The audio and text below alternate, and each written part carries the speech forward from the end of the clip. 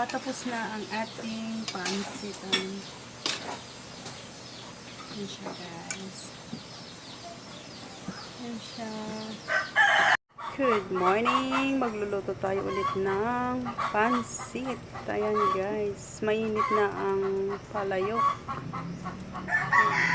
So, next na natin ang garlic bawang. So, hindi po ako nagtitipid talaga sa ricado. Ayan. Natin ang sibuyas. Ayan. Mikos-mikos. Natin ang karne.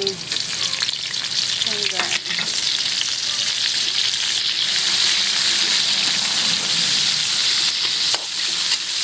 Mikos-mikos.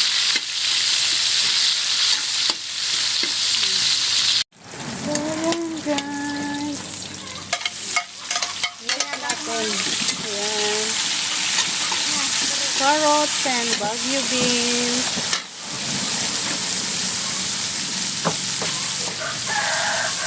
Patakan natin ng toyo. Mikos-mikos. Ayan. Patakan natin ng magic sarap. Mikos-mikos. So, ayan, guys. So, araw-araw na tayo nagluluto ng pansit, guys. Ayan. So, ganyan lang siya kabilis magluto ng pansit kung talagang gusto nyo matuto magluto. Ayan, guys. So, gusto ko yung half cook lang. So, tatanggalin natin. And then, lagyan na natin siya ng tubig. Tapos, yung repolyo, mamaya na natin ilagay pagka alam na natin na medyo luto na ang pansit. Ayan, guys. Lagyan na natin ng yan. So, konti lang yung tubig, ano. Yan siya. So, lagyan natin ulit ng malabon. Huwag masyadong makulay. Pamintang durog. So, ayan, guys, dahil kumukulo na siya, lagay na natin ang pansit. So, 2 kilo, guys. Ayan.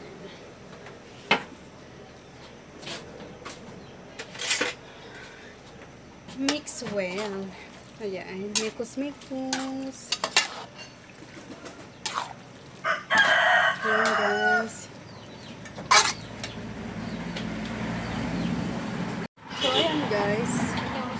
So, ayan, guys, ano, medyo luto na yung pansit. Half cook lang ang pagkaluto. And then, lalagay na natin ang repolyo. Medyo malalaki ang pagkat ng repolyo kasi gusto ko rin siyang, ano, half cook lang din. Ayan. Para pagka kinain mo ay tumutunog yung repolyo. Ganun. So, mix natin. Or mikos-mikos. Mikos-mikos ka no pakalantisikog baga ni Lisa. Ayan. So, medyo nakulangan tayo sa kulay. Mag-a-add tayo, guys, ng toyo or tinatawag na malabon. Ayan, guys. So, konti lang. Parang hindi siya masyadong makulay. Mix.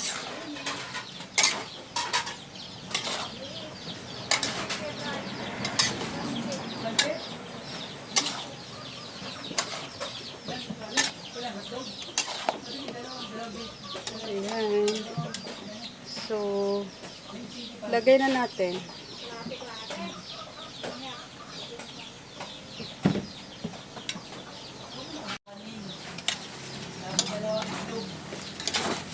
Itlog na nilaga.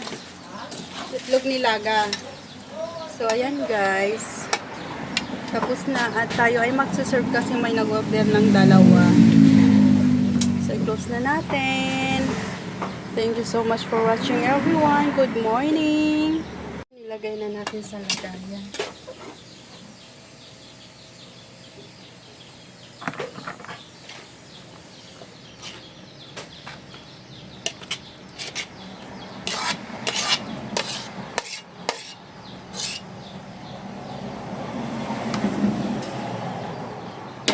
Ayan guys. So, ito na siya. Ayan. Muusok.